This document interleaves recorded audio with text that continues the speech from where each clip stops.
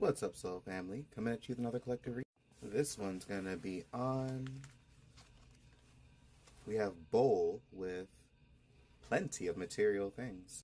So, that being said, for the next week, if you're interested in a one-on-one reading, I'm hosting a flash sale. So, up until September 26th, the first reading will be $20 for up to 20 minutes, and you can ask whatever question you want. That's just about enough time to get a standard reading in, and if you don't have any questions, then I can simply pull and see what comes out, and basically do a general reading. And if for one reason or another it doesn't resonate, then I'll simply refund you. That being said, let's jump right in. So I know personally, there's there's so many different spiritual paradigms. Sometimes there are a lot around forsaking your worldly possessions and shit like that. I feel like I'm going to be one of those people who just like having lots of knickknacks and doodads and toys and gadgets and just things all about. And I feel like that's just what my experience is going to be, and that's perfectly fine.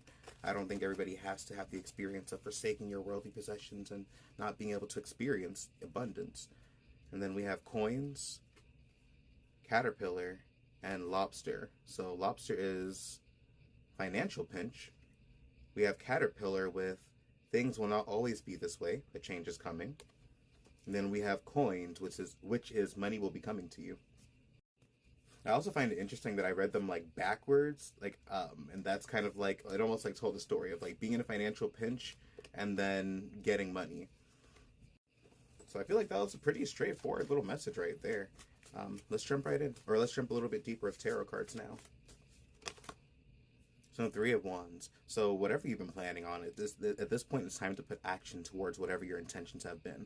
Like you've been considering this, you've been pondering, you've been visualizing it, and you've been wanting to do something for a while. So now it's time to act on it and continue to put effort forward. And sometimes this is the energy of, putting effort forward, taking action, and then seeing how it works out. Taking action, seeing how it works out. Sometimes having to strategically take a pause before continuing to take action. But a lot of times it's pretty much just putting the pedal to the metal and going forward.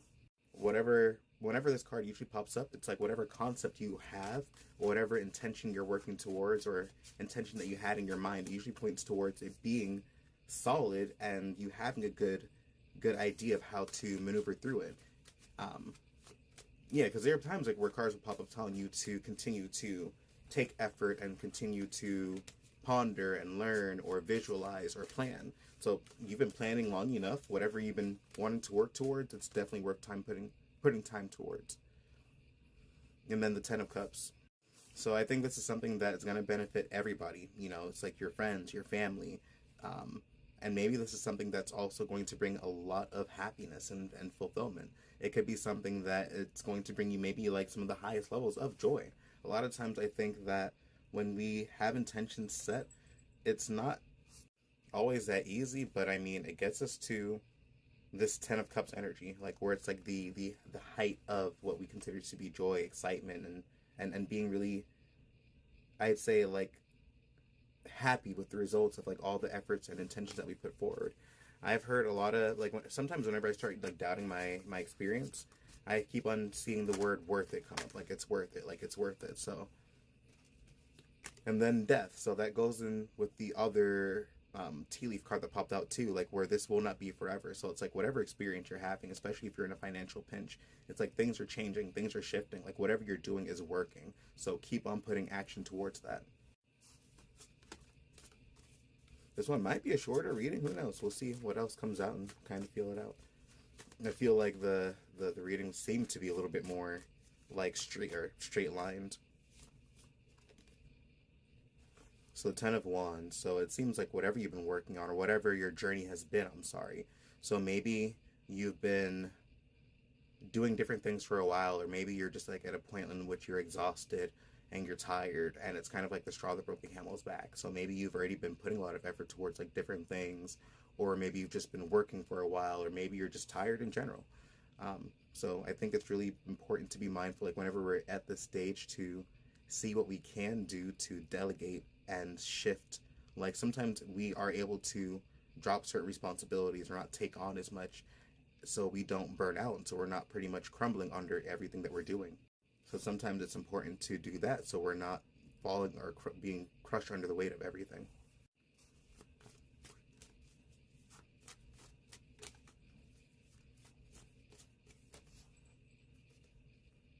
And then we have the Six of Swords. So this is quite literally the energy of, again, like change and transition and things shifting. So it's like whatever struggles you've been going through, it's like you're not going to continue to go through them. It's like, yeah, you're exhausted. Yeah, you've gone through, whatever trials, and you're bearing the burden of the brunt of quite a bit. And sometimes this is like you also having to shoulder a lot of responsibility. Maybe you're also like the head of the household. Maybe you're also somebody who has a lot of different people or things to take care of. But this points towards like you shifting out of that, like that changing, like things getting better. And many times